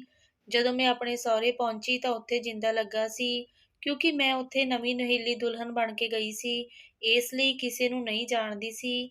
ਫਿਰ ਮੇਰੀ ਮਾਂ ਨੇ ਇੱਕ ਪੜੋਸੀ ਨੂੰ ਪੁੱਛਿਆ ਕਿ ਇਹ ਕਿੱਥੇ ਨੇ, ਤਾਂ ਉਹਨਾਂ ਨੇ ਕਿਹਾ ਕਿ ਇਹ ਤਾਂ ਘਰ ਛੱਡ ਕੇ ਜਾ ਚੁੱਕੇ ਹਨ। ਫਿਰ ਮਾਂ ਨੇ ਕਿਹਾ ਕਿ ਸਲੀਮ ਬਾਰੇ ਪੁੱਛਣ ਲੱਗੀ ਤਾਂ ਉਹਨਾਂ ਨੇ ਕਿਹਾ ਕਿ ਸਾਨੂੰ ਉਸ ਦੇ ਬਾਰੇ ਕੁਝ ਨਹੀਂ ਪਤਾ। ਫਿਰ ਅਸੀਂ ਇੱਕ ਹੋਰ ਪੜੋਸੀ ਨੂੰ ਪੁੱਛਿਆ ਤਾਂ ਉਹਨਾਂ ਨੇ ਕਿਹਾ ਕਿ ਸਾਨੂੰ ਤਾਂ ਇੱਕ ਹਫ਼ਤਾ ਹੀ ਹੋਇਆ ਹੈ ਤੇ ਅਸੀਂ ਤਾਂ ਕਿਰਾਏ ਤੇ ਆਏ ਹੋਏ ਹਾਂ, ਨਾ ਹੀ ਸਾਨੂੰ ਸਲੀਮ ਬਾਰੇ ਪਤਾ ਹੈ ਤੇ ਨਾ ਹੀ ਉਸ ਦੇ ਘਰਦਿਆਂ ਬਾਰੇ ਪਤਾ ਹੈ। ਮੇਰੀ ਮਾਂ ਮੈਨੂੰ ਕੋਸਦੀ ਹੋਈ ਘਰ ਲੈ ਆਈ ਕਿ ਉਹ ਤੇਰੇ ਤੋਂ ਪਿੱਛਾ ਛੁਡਾਉਣਾ ਚਾਹੁੰਦੇ ਸੀ ਅਤੇ ਉਹਨਾਂ ਨੇ ਛੁਡਾ ਲਿਆ। ਸਲੀਮ ਹੁਣ ਇਸ ਦੁਨੀਆ ਵਿੱਚ ਨਹੀਂ ਹੈ, ਤੂੰ ਹੁਣ ਇੱਥੇ ਰਹਿ। ਮੇਰੀ ਤਬੀਅਤ ਦਿਨ ਬ ਦਿਨ ਵਿਗੜਦੀ ਜਾ ਰਹੀ ਸੀ। ਮੇਰੀ ਭਰਜਾਈ ਨੇ ਮੇਰੀ ਤਬੀਅਤ ਨੂੰ ਦੇਖਦੇ ਹੋਏ ਕਿਹਾ ਕਿ ਮੈਨੂੰ ਸ਼ੱਕ ਹੈ ਕਿਤੇ ਤੂੰ ਪ੍ਰੈਗਨੈਂਟ ਤਾਂ ਨਹੀਂ, ਅਤੇ ਨਾਲ ਹੀ ਦੂਜੀ ਭਰਜਾਈ ਨੇ ਕਿਹਾ, ਹਾਏ ਰੱਬਾ, ਇੱਕ ਹੋਰ ਜ਼ਿੰਮੇਵਾਰੀ ਸਾਡੇ ਤੇ ਪੈ ਗਈ। ਖੈਰ, ਉਹਨਾਂ ਦੇ ਕਹਿਣ ਤੋਂ ਮੇਰੀ ਮਾਂ ਇੱਕ ਨਰਸ ਨੂੰ ਘਰ ਲੈ ਆਈ ਅਤੇ ਉਸਨੇ ਮੈਨੂੰ ਚੈੱਕ ਕਰਕੇ ਕਿਹਾ ਕਿ ਮੁਬਾਰਕਾਂ ਹੋਣ, ਖੁਸ਼ਖਬਰੀ ਹੈ। ਉਸ ਦੀ ਗੱਲ ਸੁਣ ਕੇ ਮੈਂ ਬਹੁਤ ਖੁਸ਼ ਹੋਈ। ਸਭ ਮੇਰੇ ਬੱਚੇ ਨੂੰ ਬੋਝ ਸਮਝਣ ਲੱਗੇ। ਹੌਲੀ-ਹੌਲੀ ਸਮਾਂ ਬੀਤਦਾ ਗਿਆ ਅਤੇ ਉਹ ਦਿਨ ਵੀ ਆ ਗਿਆ ਜਦੋਂ ਮੈਂ ਇੱਕ ਬਹੁਤ ਹੀ ਸੋਹਣੇ ਮੁੰਡੇ ਨੂੰ ਜਨਮ ਦਿੱਤਾ। ਮੇਰਾ ਪੁੱਤ ਬਿਲਕੁਲ ਸਲੀਮ ਵਰਗਾ ਸੀ, ਓਨਾ ਹੀ ਸੋਹਣਾ। ਮੈਂ ਉਸ ਨੂੰ ਆਪਣੀ ਗੋਦੀ ਵਿੱਚ ਚੁੱਕ ਕੇ ਰੋਣ ਲੱਗੀ। ਮੈਨੂੰ ਆਪਣੇ ਸਲੀਮ ਨਾਲ ਬਿਤਾਏ ਉਹ ਦਿਨ ਯਾਦ ਆ ਗਏ ਸਨ। ਪਰ ਸਾਡਾ ਸਾਥ ਬਸ ਇੰਨਾ ਹੀ ਸੀ। ਉਸ ਨਾਲ ਗੁਜ਼ਾਰੇ ਕੁਝ ਪਲ ਮੇਰੇ ਜੀਣ ਦਾ ਸਹਾਰਾ ਬਣ ਗਏ। ਜਦੋਂ ਮੈਂ ਆਪਣੇ ਪੁੱਤ ਨੂੰ ਜਨਮ ਦਿੱਤਾ ਤਾਂ ਮੇਰੇ ਭਰਾ ਮੇਰੀ ਮਾਂ ਨੂੰ ਕਹਿਣ ਲੱਗੇ ਕਿ ਇਸ ਦਾ ਵਿਆਹ ਕਿਤੇ ਹੋਰ ਕਰ ਦਿਓ। ਪਰ ਮੇਰਾ ਮਨ ਨਹੀਂ ਸੀ ਮੰਨਦਾ, ਕਿਉਂਕਿ ਮੈਂ ਸਲੀਮ ਨੂੰ ਆਪਣੀਆਂ ਅੱਖਾਂ ਨਾਲ ਇਸ ਦੁਨੀਆ ਤੋਂ ਜਾਂਦੇ ਨਹੀਂ ਦੇਖਿਆ ਸੀ। ਮੇਰਾ ਦਿਲ ਕਹਿੰਦਾ ਸੀ ਕਿ ਉਹ ਹਾਲੇ ਜਿਉਂਦਾ ਹੈ, ਅਤੇ ਫਿਰ ਮੈਂ ਸੋਚਦੀ ਕਿ ਜੇਕਰ ਉਹ ਜਿਉਂਦਾ ਹੈ ਤਾਂ ਉਸਨੇ ਮੈਨੂੰ ਕਦੀ ਫੋਨ ਕਿਉਂ ਨਹੀਂ ਕੀਤਾ। ਮੇਰਾ ਤਾਂ ਫੋਨ ਨੰਬਰ ਵੀ ਉਹੀ ਹੈ, ਮੈਂ ਨਹੀਂ ਸੀ ਬਦਲਿਆ, ਅਤੇ ਉਸ ਨੂੰ ਮੇਰੇ ਘਰ ਦਾ ਵੀ ਪਤਾ ਹੈ। ਮੇਰੀ ਮਾਂ ਨੇ ਵੀ ਮੈਨੂੰ ਬਹੁਤ ਜ਼ੋਰ ਦਿੱਤਾ ਕਿ ਤੂੰ ਦੂਜਾ ਵਿਆਹ ਕਰਵਾ ਲੈ, ਮੇਰੀ ਜ਼ਿੰਦਗੀ ਦਾ ਕੋਈ ਭਰੋਸਾ ਨਹੀਂ। ਮੈਂ ਆਪਣੀ ਮਾਂ ਨੂੰ ਕਿਹਾ ਕਿ ਮੈਂ ਕਿਸੇ ਸਕੂਲ ਵਿੱਚ ਨੌਕਰੀ ਕਰ ਲਵਾਂਗੀ, ਆਪਣੇ ਬੇਟੇ ਨੂੰ ਪਾਲ ਲਵਾਂਗੀ। ਇੱਦਾਂ ਹੀ ਸਮਾਂ ਬੀਤਦਾ ਗਿਆ। ਮੈਂ ਸਕੂਲ ਵਿੱਚ ਨੌਕਰੀ ਸ਼ੁਰੂ ਕਰ ਦਿੱਤੀ। ਬੇਟੇ ਨੂੰ ਵੀ ਨਾਲ ਹੀ ਲੈ ਜਾਂਦੀ ਸੀ। ਉਸ ਨੂੰ ਘਰ ਵਿੱਚ ਕਿਹਨੇ ਸੰਭਾਲਣਾ ਸੀ। ਇੱਦਾਂ ਹੀ ਦਿਨ ਬੀਤਦੇ ਰਹੇ। ਫਿਰ ਮੇਰੇ ਵੱਡੇ ਭਰਾ ਦੀ ਬਦਲੀ ਹੋ ਗਈ ਅਤੇ ਉਹ ਦੂਜੇ ਸ਼ਹਿਰ ਚਲਾ ਗਿਆ। ਉਸ ਨੇ ਮੈਨੂੰ ਕਿਹਾ ਕਿ ਤੂੰ ਵੀ ਮੇਰੇ ਨਾਲ ਚੱਲ, ਕਿਉਂਕਿ ਮੇਰੇ ਦੋ ਛੋਟੇ ਭਰਾ ਮੈਨੂੰ ਬਿਲਕੁਲ ਨਹੀਂ ਸੀ ਪੁੱਛਦੇ, ਇਸ ਲਈ ਮੈਂ ਆਪਣੇ ਵੱਡੇ ਭਰਾ ਨਾਲ ਹੀ ਚਲੀ ਗਈ। ਮੇਰੀ ਮਾਂ ਉੱਥੇ ਹੀ ਸੀ। ਮੇਰੀ ਕਿਹੜਾ ਕੋਈ ਸਰਕਾਰੀ ਨੌਕਰੀ ਸੀ। ਇਹ ਸ਼ਹਿਰ ਬਹੁਤ ਵੱਡਾ ਤੇ ਸੋਹਣਾ ਸੀ। ਇੱਥੋਂ ਦੇ ਲੋਕ ਬਹੁਤ ਚੰਗੇ ਸੀ। ਸ਼ਾਇਦ ਪੁਰਾਣੇ ਸ਼ਹਿਰ ਨਾਲ ਇੰਨਾ ਹੀ ਦਰਦ ਦਾ ਰਿਸ਼ਤਾ ਸੀ। ਉੱਥੇ ਕਿਹੜਾ ਦਿਲ ਲੱਗਦਾ ਸੀ। ਇਹ ਸ਼ਹਿਰ ਬਹੁਤ ਵਧੀਆ ਸੀ। ਜਿੱਥੇ ਮੇਰੇ ਭਰਾ ਦਾ ਘਰ ਸੀ, ਉੱਥੇ ਇੱਕ ਪ੍ਰਾਈਵੇਟ ਸਕੂਲ ਸੀ। ਮੈਂ ਉੱਥੇ ਹੀ ਨੌਕਰੀ ਕਰਨ ਲੱਗੀ। ਉੱਥੋਂ ਦੀ ਮੈਡਮ ਬਹੁਤ ਚੰਗੀ ਸੀ। ਹੁਣ ਮੇਰਾ ਮੁੰਡਾ ਵੀ ਵੱਡਾ ਹੋ ਗਿਆ ਸੀ।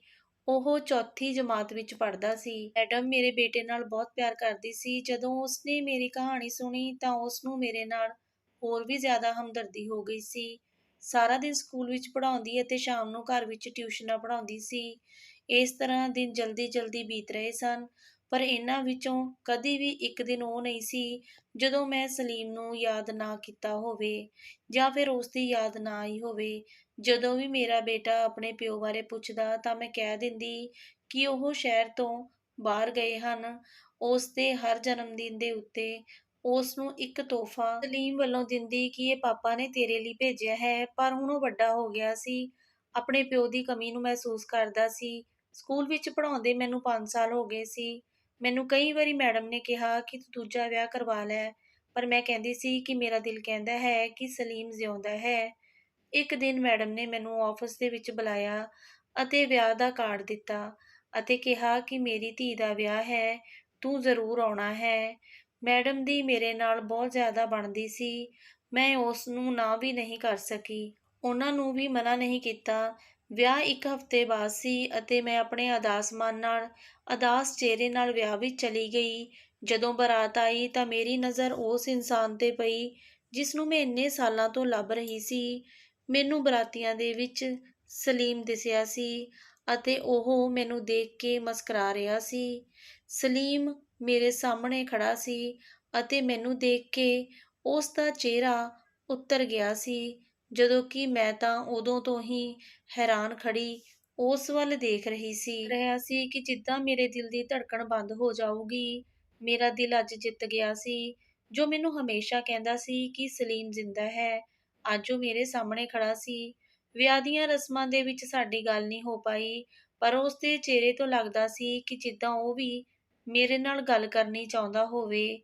ਜਦੋਂ ਬਰਾਤ ਚਲੀ ਗਈ ਤਾਂ ਮੈਂ ਹਾਲ ਕਮਰੇ ਵਿੱਚੋਂ ਦੀ ਬਾਹਰ ਆ ਰਹੀ ਸੀ ਅਤੇ ਸਲੀਮ ਸਾਡੀ ਉਡੀਕ ਵਿੱਚ ਉੱਥੇ ਹੀ ਖੜਾ ਸੀ ਅਤੇ ਉਹ ਮੈਨੂੰ ਦੇਖ ਕੇ ਮੁਸਕਰਾਉਣ ਲੱਗਾ। ਪਰ ਮੇਰਾ ਦਿਲ ਕੀਤਾ ਕਿ ਉਸ ਨੂੰ ਫੜ ਕੇ ਪੁੱਛਾਂ ਕਿ ਜੇਕਰ ਤੁਸੀਂ ਜਿਉਂਦੇ ਸੀ ਤਾਂ ਮੈਨੂੰ ਇੰਨੇ ਸਾਲ ਕਿਉਂ ਨਹੀਂ ਮਿਲੇ, ਕਿਉਂਕਿ ਮੈਨੂੰ ਇਹ ਪਤਾ ਲੱਗ ਗਿਆ ਸੀ ਕਿ ਸਲੀਮ ਬਰਾਤ ਵਿੱਚ ਆਏ ਹਨ ਅਤੇ ਮੇਰੇ ਜੇਠ ਦੇ ਘਰ ਹੀ ਮੈਡਮ ਦੀ ਕੁੜੀ ਦਾ ਵਿਆਹ ਹੋਇਆ ਹੈ।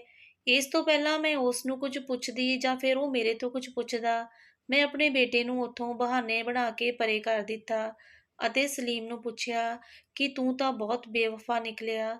ਤੇਰੇ ਘਰਦਿਆਂ ਨੇ ਮੈਨੂੰ ਇਹ ਕਹਿ ਦਿੱਤਾ ਕਿ ਤੂੰ ਇਸ ਦੁਨੀਆ ਵਿੱਚ ਨਹੀਂ ਹੈ। ਤੂੰ ਮੈਨੂੰ ਮਿਲਣ ਦੀ ਕੋਸ਼ਿਸ਼ ਵੀ ਨਹੀਂ ਕੀਤੀ। ਮੈਂ ਹੀ ਪਾਗਲ ਸੀ ਜੋ ਤੇਰੇ ਮਰਨ ਦੇ ਵਿੱਚ ਕੀ ਨਹੀਂ ਕੀਤਾ ਅਤੇ ਦਿਲ ਨੂੰ ਦਿਲਾਸਾ ਦਿੱਤਾ ਕਿ ਤੂੰ ਜਿਉਂਦਾ ਹੈ, ਅਤੇ ਇਸ ਉਮੀਦ ਤੇ ਆਪਣੀ ਸਾਰੀ ਜਵਾਨੀ ਕੱਟ ਦਿੱਤੀ ਕਿ ਤੂੰ ਜਿਉਂਦਾ ਹੈ। ਅਤੇ ਮੈਨੂੰ ਆਪਣੇ ਦਿਲ ਤੇ ਭਰੋਸਾ ਸੀ ਕਿ ਉਹ ਮੈਨੂੰ ਸੱਚ ਕਹਿ ਰਿਹਾ ਹੈ, ਔਰ ਇਹ ਸੱਚ ਹੋਇਆ। ਇਹ ਦੱਸੋ ਕਿ ਤੂੰ ਮੇਰੇ ਨਾਲ ਏਦਾਂ ਕਿਉਂ ਕੀਤਾ? ਸਲੀਮ ਨੇ ਮੇਰੀ ਗੱਲ ਕੱਟਦੇ ਹੋਏ ਕਿਹਾ, ਡਰਾਮਾ ਬੰਦ ਕਰ। ਤੂੰ ਮੈਨੂੰ ਇਹੋ ਜਿਹੇ ਹਾਲ ਵਿੱਚ ਛੱਡ ਕੇ ਚਲੀ ਗਈ ਅਤੇ ਮੇਰੇ ਘਰ ਵਾਲਿਆਂ ਨੂੰ ਇਹ ਕਹਿ ਕੇ ਗਈ ਕਿ ਮੈਂ ਬਿਮਾਰ ਸਲੀਮ ਨਾਲ ਹੋਰ ਨਹੀਂ ਰਹਿ ਸਕਦੀ।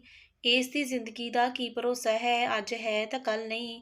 ਅਤੇ ਤੂੰ ਉੱਥੋਂ ਚਲੀ ਗਈ। ਮੇਰੇ ਘਰਦਿਆਂ ਨੇ ਤੇਰੀਆਂ ਬਹੁਤ ਮਿੰਨਤਾਂ ਕੀਤੀਆਂ, ਪਰ ਤੂੰ ਨਾ ਰੁਕੀ। ਮੈਂ ਆਪਣੇ ਤੇ ਲਾਏ ਸਾਰੇ ਇਲਜ਼ਾਮ ਦੇ ਉੱਤੇ ਬਸ ਇਹੀ ਕਿਹਾ ਕਿ ਤੁਸੀਂ ਸਭ ਝੂਠ ਬੋਲ ਰਹੇ ਹੋ। ਤੁਸੀਂ ਇੰਨੇ ਹੀ ਸੱਚੇ ਸੀ ਤਾਂ ਘਰ ਛੱਡ ਕੇ ਕਿਉਂ ਗਏ? ਪਹਿਲਾਂ ਤਾਂ ਸਲੀਮ ਨੂੰ ਮੇਰੀ ਗੱਲ ਤੇ ਯਕੀਨ ਨਹੀਂ ਆਇਆ ਅਤੇ ਫਿਰ ਕਹਿਣ ਲੱਗਾ ਕਿ ਅਸੀਂ ਉਸ ਘਰ ਲਈ ਇਸ ਲਈ ਛੱਡਿਆ ਸੀ। ਸਾਨੂੰ ਕਿਸੇ ਨੇ ਕਿਹਾ ਸੀ ਕਿ ਇਸ ਘਰ ਵਿੱਚ ਮੇਰੀ ਬਿਮਾਰੀ ਠੀਕ ਨਹੀਂ ਹੋ ਸਕਦੀ। ਵੱਡੇ ਭਰਾ ਦਾ ਟਰਾਂਸਫਰ ਹੋ ਗਿਆ ਸੀ, ਉਹ ਮੈਨੂੰ ਆਪਣੇ ਨਾਲ ਇਸ ਸ਼ਹਿਰ ਵਿੱਚ ਲੈ ਆਏ। ਵੈਸੇ ਵੀ ਮੈਂ ਉਸ ਸ਼ਹਿਰ ਵਿੱਚ ਨਹੀਂ ਰਹਿਣਾ ਚਾਹੁੰਦਾ ਸੀ। ਉਸ ਸ਼ਹਿਰ ਵਿੱਚ ਕੁਝ ਯਾਦਾਂ ਸੀ। ਇੰਨੇ ਨੂੰ ਮੇਰੇ ਬੇਟੇ ਨੇ ਮੈਨੂੰ ਆਵਾਜ਼ ਮਾਰੀ ਤਾਂ ਸਲੀਮ ਨੇ ਮੈਨੂੰ ਤਾਨਾ ਮਾਰਦੇ ਹੋਏ ਕਿਹਾ ਕਿ ਮੈਂ ਤੈਨੂੰ ਤਲਾਕ ਨਹੀਂ ਦਿੱਤਾ ਤੇ ਨਾ ਹੀ ਮਰਿਆ ਹਾਂ ਤੇ ਤੂੰ ਵਿਆਹ ਕਰਵਾ ਲਿਆ। ਮੈਂ ਉਸ ਦੇ ਸਾਹਮਣੇ ਆਪਣਾ ਪੁੱਤ ਖੜਾ ਕਰਕੇ ਕਿਹਾ ਕਿ ਇਹ ਤੇਰਾ ਪੁੱਤ ਹੈ, ਕਿ ਇਹ ਤੇਰੇ ਵਰਗਾ ਨਹੀਂ ਹੈ। ਸਲੀਮ ਨੇ ਜਦੋਂ ਮੇਰੇ ਪੁੱਤ ਵੱਲ ਵੇਖਿਆ ਤਾਂ ਉਸਨੇ ਉਸ ਨੂੰ ਘੁੱਟ ਕੇ ਗਲ ਨਾਲ ਲਾ ਲਿਆ, ਕਿਉਂਕਿ ਉਹ ਸੱਚਮੁੱਚ ਹੀ ਸਲੀਮ ਵਰਗਾ ਸੀ। ਫਿਰ ਸਲੀਮ ਮੇਰੇ ਪੁੱਤ ਨੂੰ ਆਪਣੇ ਨਾਲ ਲੈ ਕੇ ਜਾਣ ਦੀ ਜ਼ਿੱਦ ਕਰਨ ਲੱਗਾ, ਪਰ ਮੈਂ ਉਸ ਨੂੰ ਲੈ ਕੇ ਆਪਣੇ ਘਰ ਆ ਗਈ। ਉਸਨੇ ਕਈ ਵਾਰੀ ਘਰ ਆ ਕੇ ਮੇਰੇ ਤੋਂ ਮਾਫ਼ੀ ਮੰਗੀ, ਪਰ ਮੈਂ ਕਿਹਾ ਕਿ ਤੂੰ ਮੇਰੇ ਨਾਲ ਸਹੀ ਨਹੀਂ ਕੀਤਾ। ਫਿਰ ਉਹ ਆਪਣੇ ਪਰਿਵਾਰ ਨੂੰ ਲੈ ਕੇ ਵੀ ਸਾਡੇ ਘਰ ਆਇਆ ਤੇ ਕਹਿਣ ਲੱਗੇ ਕਿ ਮੈਂ ਉੱਥੇ ਤੇਰੇ ਬਾਰੇ ਪਤਾ ਕੀਤਾ ਸੀ, ਪਰ ਤੂੰ ਹੁਣ ਉੱਥੇ ਨਹੀਂ ਰਹਿੰਦੀ। ਮੈਨੂੰ ਪਤਾ ਸੀ ਸਲੀਮ ਝੂਠ ਬੋਲ ਰਿਹਾ ਹੈ, ਕਿਉਂਕਿ ਮੇਰੇ ਦੋ ਛੋਟੇ ਭਰਾ ਉਸੇ ਘਰ ਵਿੱਚ ਰਹਿ ਰਹੇ ਸੀ। ਸਲੀਮ ਨੇ ਵਿਆਹ ਕਰਵਾ ਲਿਆ ਸੀ ਤੇ ਉਸ ਦੀਆਂ 3 ਕੁੜੀਆਂ ਸੀ। ਉਹ ਮੇਰੇ ਵੱਲ ਇਸ ਲਈ ਆਇਆ ਸੀ ਕਿਉਂਕਿ ਮੇਰੇ ਕੋਲ ਉਸ ਦਾ ਬੇਟਾ ਸੀ। ਮੈਂ ਉਸ ਨੂੰ ਕਿਹਾ ਕਿ ਮੇਰਾ ਕੀ ਹੈ? ਮੈਂ ਅੱਧੀ ਜ਼ਿੰਦਗੀ ਤਾਂ ਆਪਣੇ ਆਪ ਨੂੰ ਮਨਹੂਸ ਸੁਣਦੇ ਹੋਏ ਕੱਟ ਦਿੱਤੀ ਹੈ। ਪਰਮਾਤਮਾ ਨੇ ਮੈਨੂੰ ਪੁੱਤ ਦਿੱਤਾ ਹੈ ਤੇ ਮੈਂ ਆਪਣੀ ਬਾਕੀ ਜ਼ਿੰਦਗੀ ਉਸ ਦੇ ਸਹਾਰੇ ਗੁਜ਼ਾਰ ਲਵਾਂਗੀ। ਵੈਸੇ ਵੀ ਤੂੰ ਮੈਨੂੰ ਆਪਣੇ ਘਰ ਵਾਲਿਆਂ ਨਾਲ ਮਨਹੂਸ ਸਮਝ ਕੇ ਛੱਡ ਦਿੱਤਾ ਸੀ। ਤੂੰ ਆਪਣੀ ਜ਼ਿੰਦਗੀ ਜੀ ਤੇ ਮੈਨੂੰ ਮੇਰੀ ਜ਼ਿੰਦਗੀ ਜੀਣ ਦੇ। ਮੈਂ ਹਮੇਸ਼ਾ ਆਪਣੀ ਮੁਹੱਬਤ ਪੂਰੀ ਹੋਣ ਦੀ ਉਡੀਕ ਕਰਦੀ ਰਹੀ, ਪਰ ਤੂੰ ਮੇਰੇ ਵੱਲ ਮੁੜ ਕੇ ਨਹੀਂ ਦੇਖਿਆ। ਆਪਣੇ ਪਿਓ ਦੀ ਸਾਰੀ ਅਸਲੀਅਤ ਜਾਣਨ ਤੋਂ ਬਾਅਦ ਮੇਰੇ ਬੇਟੇ ਨੇ ਉਸ ਦਾ ਮੂੰਹ ਦੇਖਣਾ ਵੀ ਪਸੰਦ ਨਹੀਂ ਕੀਤਾ। ਮੈਂ ਉਸ ਨੂੰ ਬੜੀ ਵਾਰੀ ਕਿਹਾ ਕਿ ਉਹ ਤੇਰੇ ਪਾਪਾ ਨੇ, ਤੂੰ ਮਿਲਿਆ ਕਰ, ਪਰ ਉਸਨੇ ਮੈਨੂੰ ਤੜਫਦੇ ਦੇਖਿਆ ਸੀ, ਇਸ ਲਈ ਉਸਨੇ ਕਿਹਾ ਕਿ ਮੈਂ ਕਿਸੇ ਨੂੰ ਨਹੀਂ ਮਿਲਣਾ। ਹਾਂਜੀ ਦੋਸਤੋ, ਉਮੀਦ ਕਰਦੀ ਹਾਂ ਤੁਹਾਨੂੰ ਅੱਜ ਦੀ ਕਹਾਣੀ ਚੰਗੀ ਲੱਗੀ ਹੋਣੀ। ਜੇਕਰ ਕਹਾਣੀ ਚੰਗੀ ਲੱਗੀ ਤਾਂ ਪਲੀਜ਼ ਕਹਾਣੀ ਨੂੰ ਲਾਈਕ ਸ਼ੇਅਰ ਕਰਿਓ ਜੀ। ਚੈਨਲ ਤੇ ਪਹਿਲੀ ਵਾਰੀ ਆਏ ਹੋ ਸਬਸਕ੍ਰਾਈਬ ਜ਼ਰੂਰ ਕਰਿਓ। ਪੰਜਾਬੀ ਵਿਰਸਾ ਕਹਾਣੀਆਂ ਨੂੰ ਸਪੋਰਟ ਕਰਿਓ। ਆਪਾਂ ਫਿਰ ਮਿਲਾਂਗੇ ਇੱਕ ਸੋਹਣੀ ਜਿਹੀ ਕਹਾਣੀ ਨਾਲ। ਤਦ ਤੱਕ ਲਈ ਤੁਹਾਨੂੰ ਸਾਰਿਆਂ ਨੂੰ ਮੇਰੇ ਵੱਲੋਂ ਪਿਆਰ ਭਰੀ ਸਤਿ ਸ਼੍ਰੀ ਅਕਾਲ ਜੀ।